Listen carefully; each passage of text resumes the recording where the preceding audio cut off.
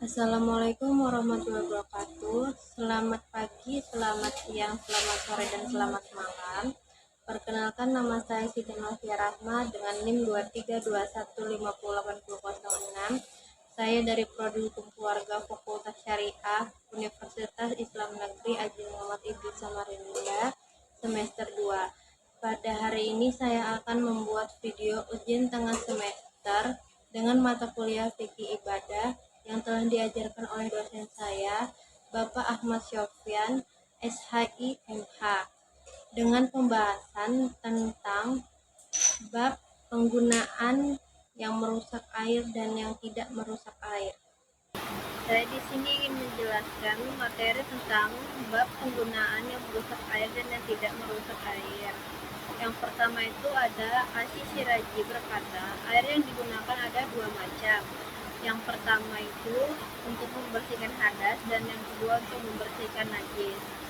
Jika digunakan untuk menghilangkan hadas, maka ia suci, karena ia adalah air yang suci mengenai tempat yang suci. Sebagaimana halnya jika digunakan untuk mencuci pakaian yang suci. Namun, apakah air yang telah digunakan untuk bersuci atau tidak? Dalam hal ini terdapat dua riwayat di antara penganut mazhab. Kami ada yang dua pendapat yang ditetapkan adalah bahwa air itu tidak boleh digunakan untuk berwudu karena telah hilang penyebutan sebagai air darinya. Dengan demikian ia sebagaimana jika ia berubah karena jafarannya. Diriwayatkan darinya bahwa dia Asy Syafi'i berkata, boleh digunakan untuk wudu karena ia adalah penggunaan yang tidak berubah sifat airnya, maka tidak dilarang bila digunakan untuk berwudu. Sebagaimana halnya jika digunakan untuk mencuci pakaian yang suci, di antara penganut mazhab kami ada yang belum membuktikan riwayat itu. Penjelasan dari Asy Syiraji tadi, ada suatu ungkapan, air yang ditetapkan yaitu air yang tidak boleh digunakan berwudu. Namun, menurut orang tersebut, ditetapkan dan diriwayatkan dari Asy Syafi'i. Yang dimaksud dengan ditetapkan itu ditulis dalam kitab-kitab Asy Syafi'i. Sebagian mazhab berkata, Isa adalah perawi terpercaya dan apa yang disampaikannya tidak dicurigai. Jadi, penulis Al-Hawi berkata, yang ditetapkan dalam kitab-kitabnya baik pendapat lama maupun pendapat baru yang dinukil oleh semua penganut mazhab dan didengar secara langsung maupun melalui periwayatan, bahwa air yang telah digunakan itu tidak suci. Telah dipaparkan bahwa air yang telah digunakan itu suci. Ada perbedaan pendapat, namun tidak menyucikan. Dalam dua masalah ini terdapat dua perbedaan pendapat ulama. Ada pendapat yang menyatakan oleh Malik, Ahmad, dan mayoritas generasi terdahulu dan sekarang. Abu Yusuf berkata, air tersebut najis. Diriwayatkan dari Abu Hanifah ada tiga riwayat, yaitu yang pertama penulis Asy Syamil dan lainnya berkata, pendapat inilah yang masyhur darinya. Yang kedua, air itu merupakan najis ringan, dan yang ketiga, air tersebut ialah najis berat. Para ulama berkata, beliau menghimpun antara kencing dan mandi dalam hadis. Kencing membuat menjadi najis karena berimplikasi pada kewajiban bersuci, maka ia menjadi najis seperti air yang digunakan untuk menghilangkan najis. Demikian dalil yang dijadikan dasar oleh para penganut mazhab, dan Al-Baihaqi memakai dalil ini bisa jadi disanggah. Jawabannya cukup jelas, mereka juga berdalil dengan sabda Rasulullah. Ini ada dalil yang tertera di PPT saya. Al-ma'u tahurun la yunassuhu syai'in. Air itu suci, tidak ada sesuatu pun yang membuat menjadi najis. Ialah hadis sahih yang telah dijelaskan permulaan kitab dan beberapa bahasa. Hadis berlaku dengan keumumannya kecuali yang dikhususkan berdasarkan dalil.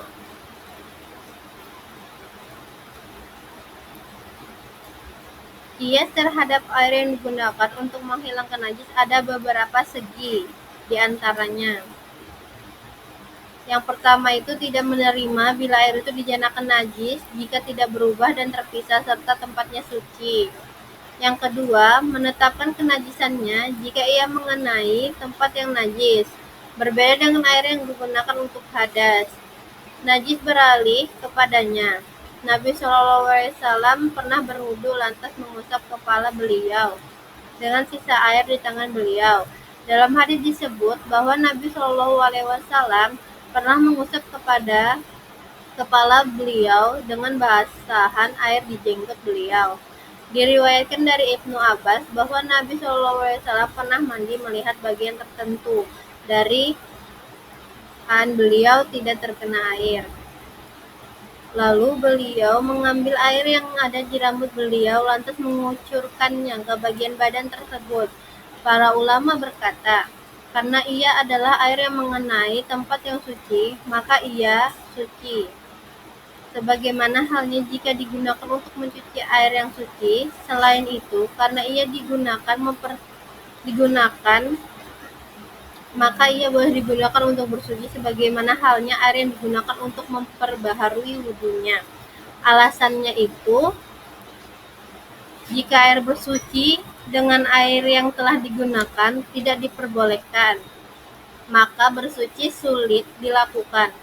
Selain itu, karena begitu air sampai satu anggota badan, ia telah menjadi air yang telah digunakan. Jika mengalir ke anggota badan lainnya, tidak dapat menghilangkan hadas.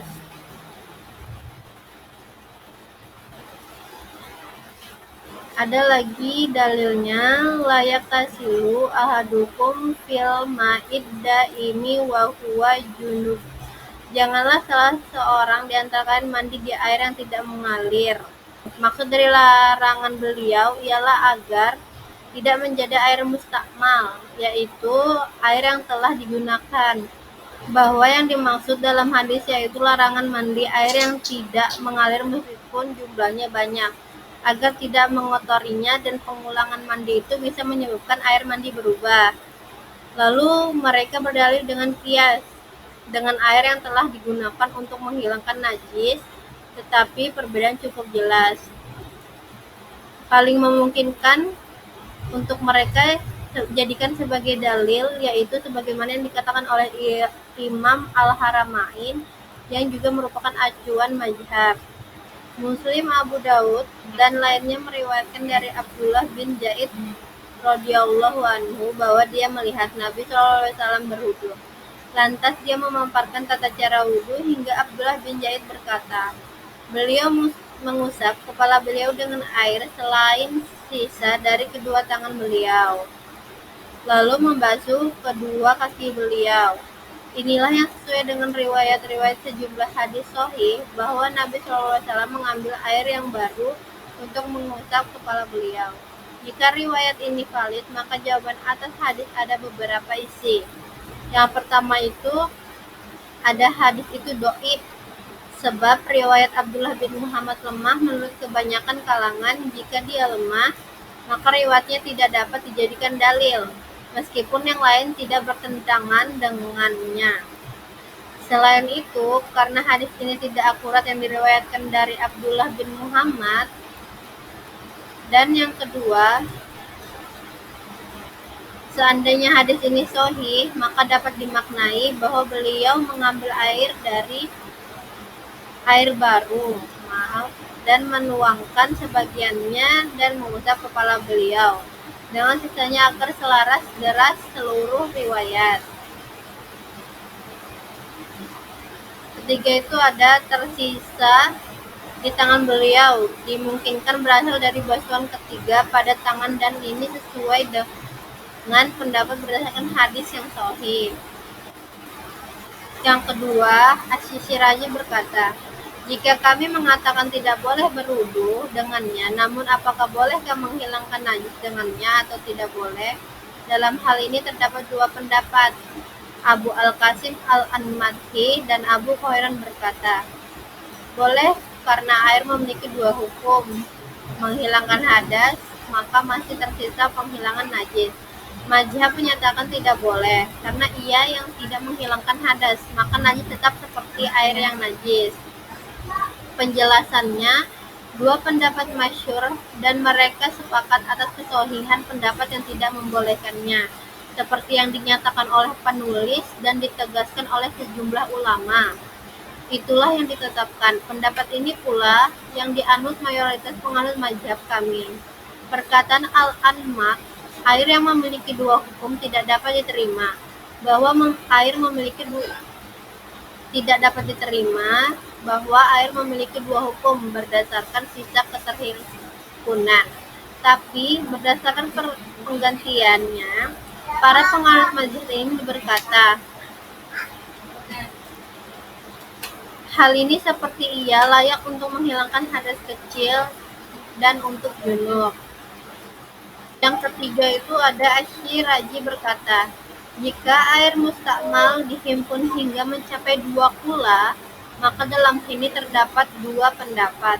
Yang pertama, hukum air mustakmal hilang sebagaimana hukum najis hilang, dan karena jika digunakan untuk wudhu di dalamnya atau mandi, sedang dia mencapai 2 kula, maka tidak dinyenakan hukum sebagai air mustakmal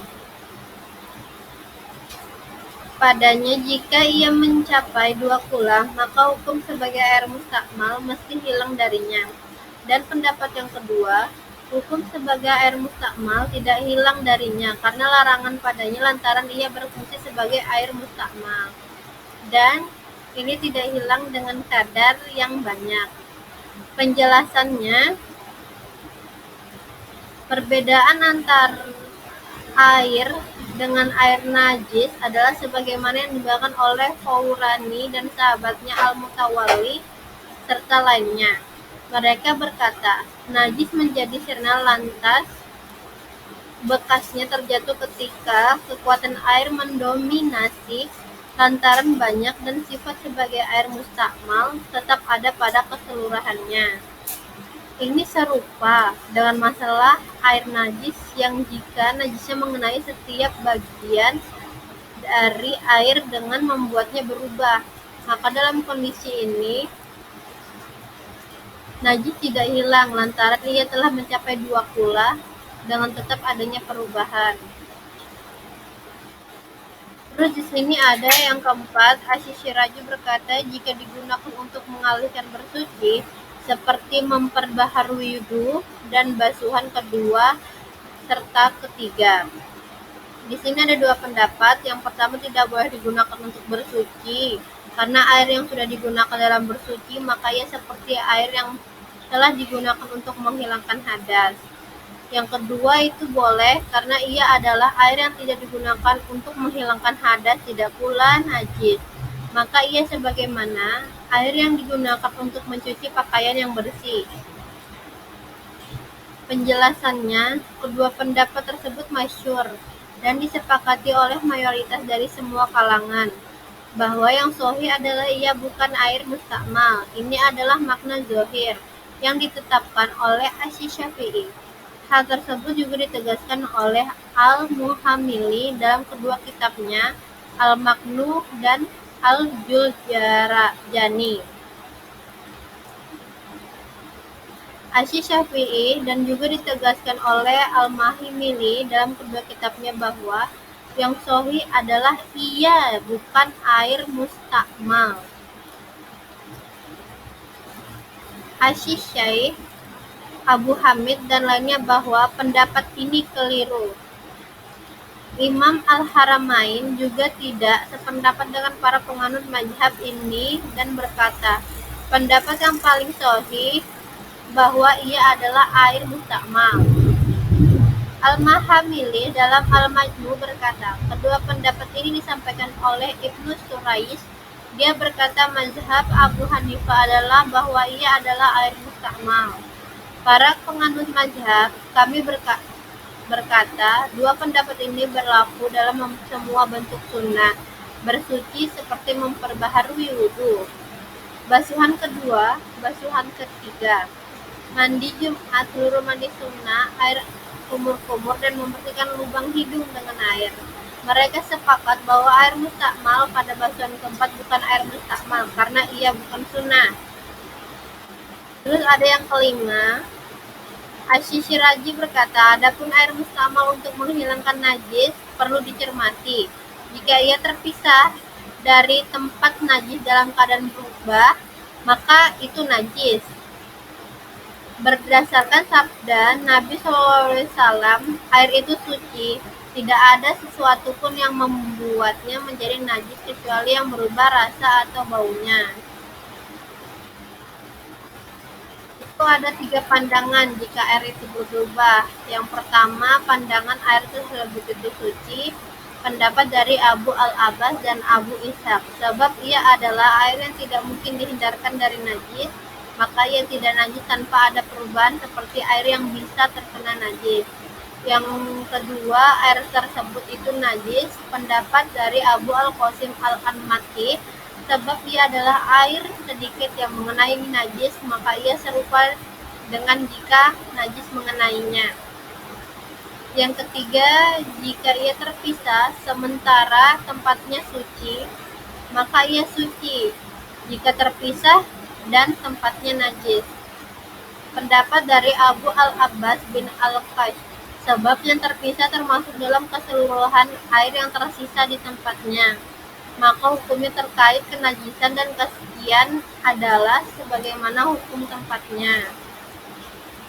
Jika kami mengatakan air itu suci, lantas apakah boleh digunakan untuk berwudu? Ada 2 pendapat. Yang pertama, Ibnu Khairan mengatakan boleh.